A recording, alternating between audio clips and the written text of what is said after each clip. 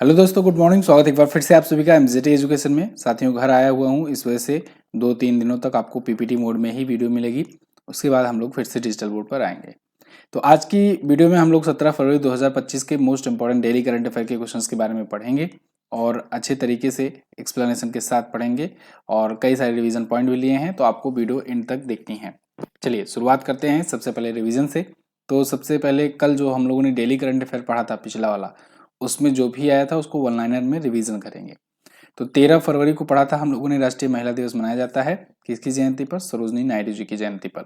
इस बार 146वीं जयंती थी। 38वां राष्ट्रीय खेल ये उत्तराखंड में संपन्न हुआ।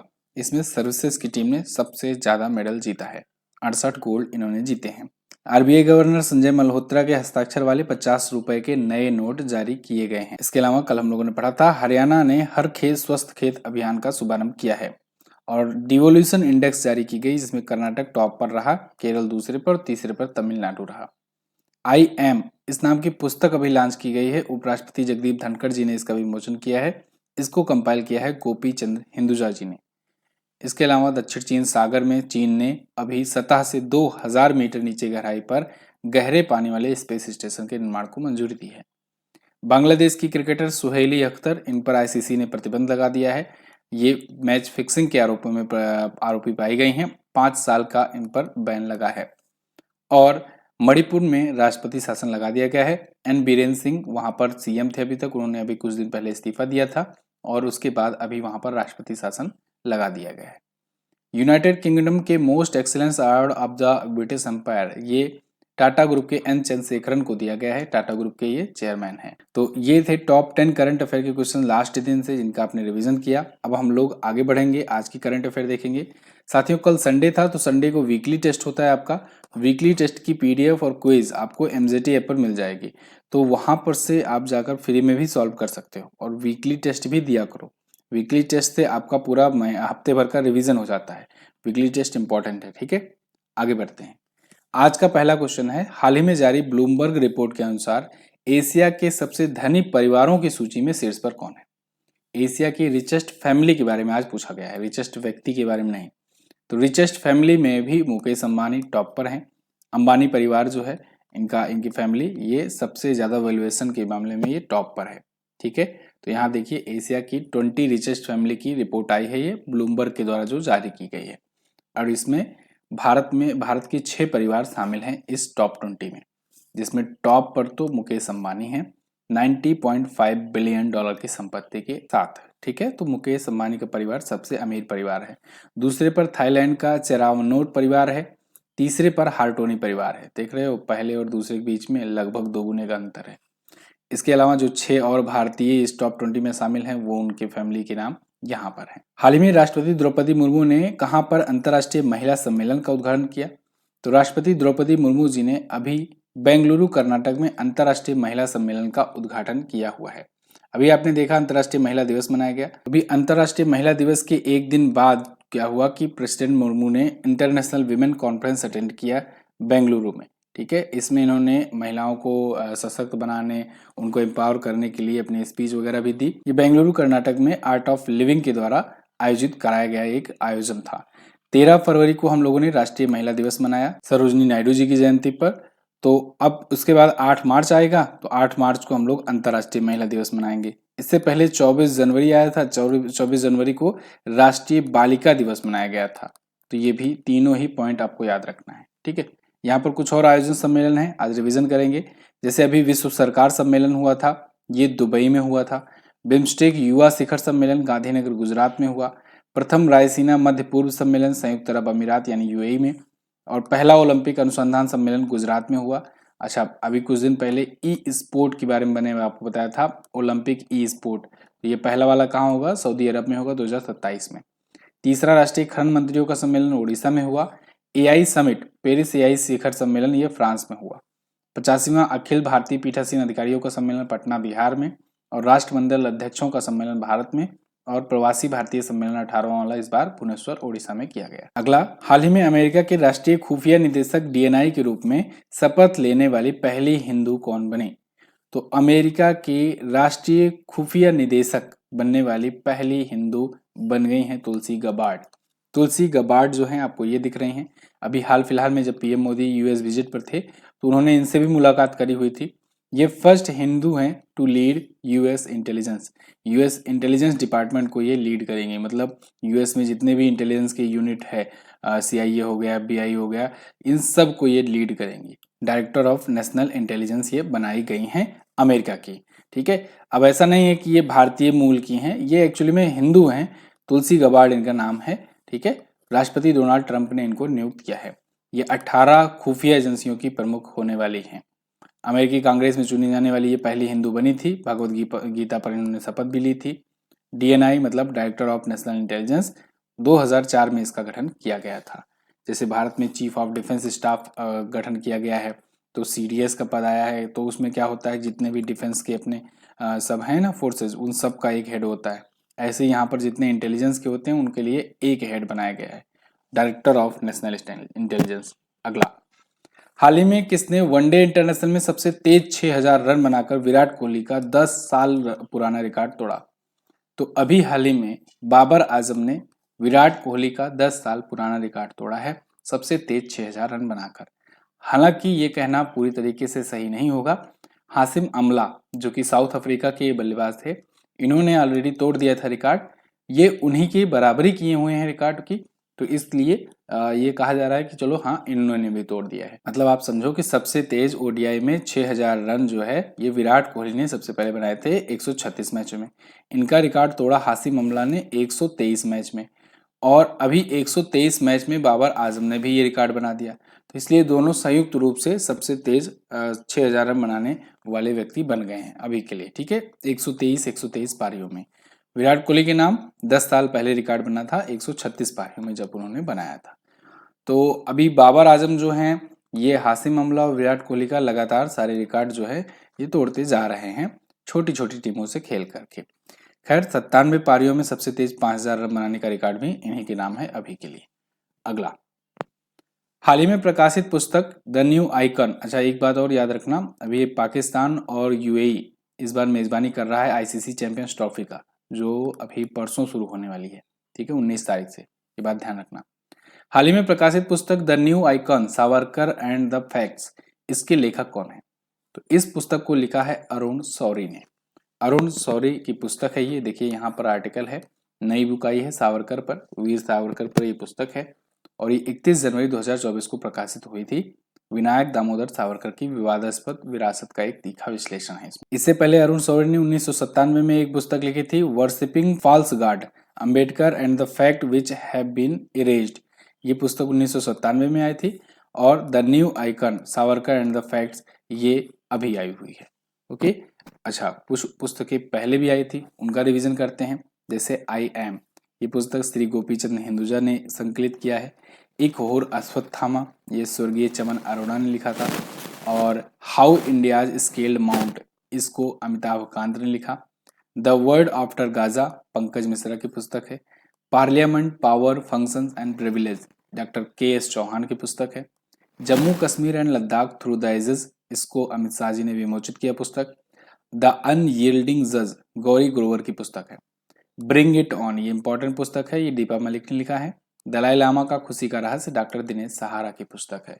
एक एमजेटी एजुकेशन की भी पुस्तक है, हमारी वाली, मेरे द्वारा लिखी गई, ब्रह्मास्त्र करंट अफेयर। ये आप करंट अफेयर के लिए किसी भी एग्जाम की अगर तैयारी कर रहे हो तो सबके लिए इंपॉर्टेंट है। आप इसमें प्रश्नोत्तर माध्यम में चैप्टर वाइज 5000 प्लस अस्थावर प्लस वन लाइनर प्राप्त कर सकते हो। ग्राफिक्स, इमेजेस सब कुछ यूज किए गए हैं इसमें, और ये जबरदस्त बुक होने वाली है। आप जो है यहाँ पर व्यू प्रोडक्ट लिख कर आ रहा होगा, इस पर क्लिक कीजिए और जाकर के इसको ऑर्डर कीजिए। 2025 में जितने भी एग्जाम दोगे, जिसमें भी करंट अफेयर पूछा जाएगा, सबके लिए ये रामबाण साबित होने वाली है। अगला है, हाल ही में सेबी ने लावारिस म्यूचुअल फंड फोलियो को ट्रैक करने के लिए कौन सा प्लेटफॉर्म लॉन्च किया? लावारिस म्यूचुअल फंड फोलियो, तो इसको ट्रैक करने के लिए मित्रा नाम का एक प्लेटफॉर्म शुरू किया है सेबी के द्वारा। सेबी आप जानते हो ना, securities and exchange board of India. ये जितने भी स्टॉक मार्केट से रिलेटेड, म्यूचुअल फंड्स वगैरह से रिलेटेड जो क्वेरीज होती हैं या जो विवाद होती हैं, उनको ये मैनेज करती है, उनके लिए रेगुलेशन का काम करती है। तो इसने अभी मित्र प्लेटफॉर्म लॉन्च किया है, ऐसे इन्वेस्टर का हेल्प करने के लिए जो ट्रेस किए जा सके, जो इनएक्टिव म्यूचुअल फंड फोलियो बनाए हुए हैं, मतलब म्यूचुअल फंड फोलियो बनाए हैं लेकिन वो अब इनएक्टिव हो चुके हैं। जब इनएक्टिव हो चुके हैं तो वो पैसा कहाँ पर है, किसका है, किसको दिया जाना चाहिए, आगे उसका क्या हुआ, ये सब ट्रैक करके उनको प्रोवाइड किया जाएगा। एक्चुअली में ऐसे केसेस बहुत आ रहे हैं। अभी आपने सुना होगा, पिछले साल मैं ऐसे बहुत केसेस बता रहा था कि आरबीआई के पास था। आरबीआई बैंकों को लगातार नोटिस जारी कर रहा था कि भाई जिनके पास जो बैंक बैलेंस है, बैंक अकाउंट्स हैं लेकिन इनएक्टिव है कई सालों से, उनको ट्रैक करो, उनके फैमिली वालों को पैसा लौटाओ, ये आरबीआई ने कहा था। मतलब बहुत सारे लोग होते हैं वो बैंक बैलेंस अच्छा खासा बना कर रखे रहते हैं लेकिन आगे पीछे कोई रहता नहीं है, और जब उनकी डेथ हो जाती है तो वो पैसा बैंक पास पड़ा ही रहता है। तो ऐसे में आरबीआई ने उस टाइम खूब किया था कि बैंकों के लिए कैंपेन वगैरह चला करके कि 100 दिन का अभियान चला रहे हैं, सबका पैसा लौटाओ। अब ऐसे ही सेबी भी कुछ कर रही है।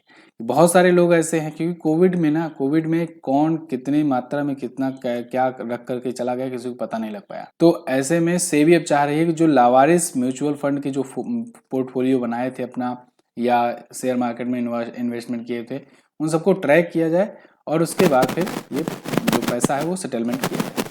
मित्र का फुल फॉर्म भी होता है, मित्र का फुल फॉर्म है mutual fund investment tracing and retrieval assistant. SEBI की स्थापना 1992 में हुई थी।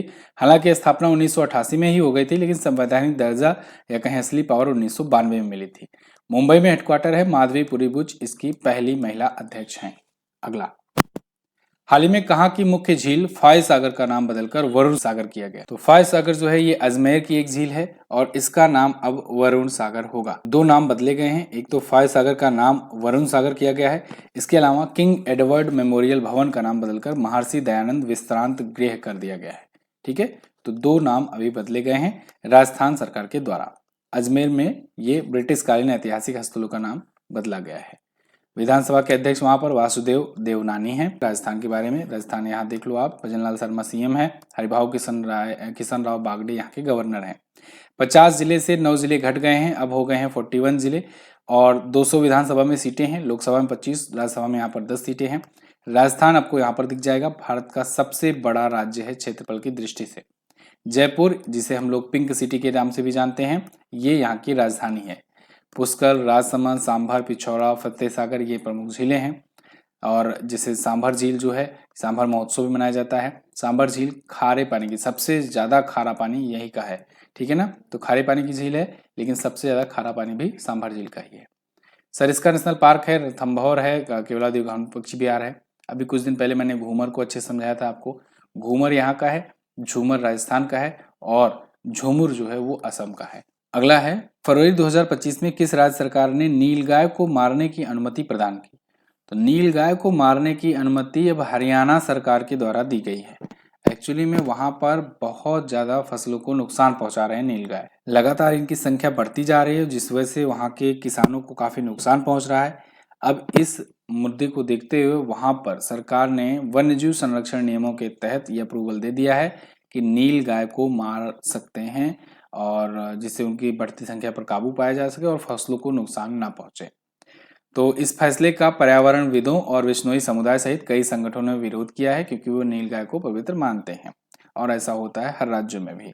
लेकिन अभी वहां पर फिलहाल एक विवादास्पद निर्णय लिया गया है। फिलहाल नीलगाय की अगर बात करें तो बोसिलप्स ट्रैगोसेमिलस ये इसका नाम है, ठीक है, वैज्ञानिक नाम है, अजीब सा होता है ये आप जानते हो। भारत, नेपाल और पाकिस्तान में ये पाए जाते हैं, सबसे बड़े एशियाई मृग कहे जाते हैं। एक्चुअली में ना इनका जो क्वालिटी है गाय से भी मिलती है, हिरन से भी मिलती है, लंबाई भी अच्छी खासी होती है, तो फिर ये नील गाय यहाँ जनरल भाषा में कहे जाते हैं। वैज्ञानिक दृष्टि से देखा जाए तो एशियाई मृग के रूप में अंतर्राष्ट्रीय स्तर पर जाना जाता है। हरियाणा आया है, हरियाणा के बारे में भी जान लो। चंडीगढ़ इसकी राजधानी है। नायब सिंह सैनी यहाँ के सीएम है बीजेपी पार्टी से। बंडारू दत्तात्रेय यहाँ के गवर्नर है। हरियाणा आपको यहाँ पर दिख जाएगा। यहाँ पर बसई वेटलैंड है, बड़खल झील है, सूरज कुंड है, ब्रह्म सरोवर है, दमदमा झील है, सोहना झील है। नेशनल पार्क में सुल्तानपुर नेशनल पार्क पूछा जाता है, कलेसर नेशनल पार्क पूछा जाता है और सिंबलवाड़ा राष्ट्रीय उद्यान पूछा जाता है। 22 जिले हैं, विधानसभा में 90 और लोकसभा में 10 सीट है, 5 राज्यसभा में यहाँ पे सीट जाती है। उत्तर प्रदेश के वाराणसी में काशी तमिल संगमम का कौन सा संस्करण शुरू हुआ? तो काशी तमिल संगमम का अभी तीसरा संस्करण शुरू हुआ है। काशी तमिल संगमम का उद्देश्य यही था कि उत्तर भारत की संस्कृति और दक्षिण भारत की संस्कृति का मेल मिलाप किया जाए। तो उत्तर प्रदेश में वाराणसी जिले में काशी और दक्षिण भारत में तमिलनाडु से तमिल, तो इनका तमिल काशी संगमम किया जा रहा है और ये 3 सालों से हो रहा है। तो इस बार तीसरा संस्करण है। 15 से 24 फरवरी तक 10 दिवसीय आयोजन हो रहा है। कहाँ पर हो रहा है? वाराणसी में। केंद्रीय शिक्षा मंत्री धर्मेंद्र प्रधान जी, केंद्रीय सूचना और प्रसारण मंत्री डॉक्टर एल मुरुगन और उत्तर प्रदेश के सीएम योगी आदित्यनाथ जी, ये तीनों ने मिलकर के इसका उद्घाटन किया है। तमिलनाडु के लगभग 1000 प्रतिनिधि 5 अलग अलग कैटेगरीज में इसमें हिस्सा ले रहे हैं। अगला है फॉरवर्ड फास्टर सस्टेनेबिलिटी अवार्ड 2025 किस कंपनी ने जीता? तो इसको जीत लिया है एनटीपीसी ने, national thermal power corporation of India ने। ये एक महारत्न कंपनी है और ये सबसे बड़ी इलेक्ट्रिक कंपनी है भारत में। फॉरवर्ड फास्टर सस्टेनेबिलिटी अवार्ड 2025 का अवार्ड इसे मिला है। क्यों मिला है? इसको मिला हुआ है जल तन्यकशीलता की श्रेणी में, ठीक है ना, वाटर सस्टेनेबिलिटी, वाटर रिसाइलियंस की श्रेणी में इसे मिला हुआ है। ये भारत की सबसे बड़ी एकीकृत बिजली की इकाई है, पावर की यूनिट है। तो UN global compact network India ने हरि कृष्ण दास और श्री कार्तिकेयन को ये पुरस्कार दिया हुआ है। एनटीपीसी की स्थापना 1975 में हुई थी, नई दिल्ली में हेडक्वार्टर है और गुरदीप सिंह जी इसके चेयरमैन हैं। जैसे कि मैंने आपको बताया, ये एक महारत्न कंपनी है। तो ये थे साथियों आज के दिन के top 10 current affair questions. I hope आपको वीडियो पसंद आई होगी। पसंद आई है तो इसे लाइक शेयर कीजिए। अगले 2 से 3 दिनों तक मैं घर पर ही रहने वाला हूँ, तो इसलिए आपको वीडियो पीपीटी मोड में मिलेगी। उसके बाद फिर हम लोग पुराने तरीके से शुरू करेंगे। तब तक इसको लाइक करते रहिए, शेयर करते रहिए। कल मैंने आपसे पूछा था भारतीय बिलियार्ड्स एवं स्नूकर महासंघ का मुख्यालय कहाँ है? बेंगलुरु में है। आईसीसी चैंपियंस ट्रॉफी 2025 जो होने जा रही है, इसमें भारतीय कप्तान होंगे रोहित शर्मा। आज आपको क्या बताना है? आज बताना है संविधान के अनुच्छेद 356 के तहत किस राज्य में अब तक सबसे ज्यादा बार राष्ट्रपति शासन लगाया जा चुका है? अच्छा क्वेश्चन है, बताइएगा जरूर। इसके अलावा डिवोल्यूशन इंडेक्स रिपोर्ट में उत्तर प्रदेश किस स्थान पर है? दोनों ही क्वेश्चंस के बारे में जो भी पता हो डिटेल से जरूर पता करना। ई बुक आ चुकी है, ई बुक को आप ऑर्डर कर सकते हो और अपनी बुक को भी आप ऑर्डर कर सकते हो ऑफलाइन। ठीक है, थैंक यू सो मच। जय हिंद, वंदे मातरम।